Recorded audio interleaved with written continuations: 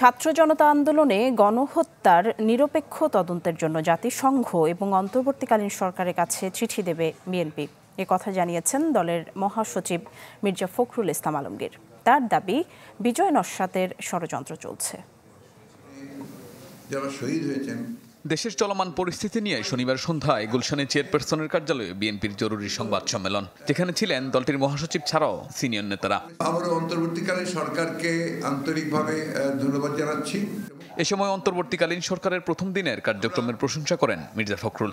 অভিযোগ করেন, বিএনপিকে জড়িয়ে কিছু বিদেশি গণমাধ্যম বিভ্রান্তিকর তথ্য প্রচার করছে।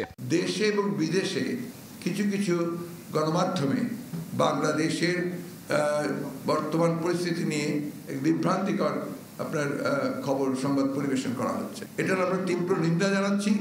একই সঙ্গে আমরা স্পষ্টভাবে বলতে চাই যে এই ধরনের কোনো ঘটনার সঙ্গে বিএনপি তো জড়িত নয়। বাংলাদেশের কোনো সুস্থ স্বাভাবিক রাজনৈতিক দল বা ব্যক্তিও জড়িত থাকতে পারে না। আন্দোলনে গণহত্যার নিরপেক্ষ তদন্ত চেয়ে খুব শিগগিরই জাতিসংঘ এবং অন্তর্বর্তীকালীন সরকারের কাছে চিঠি দেওয়া হবে বলেও জানান বিএনপি মহাসচিব।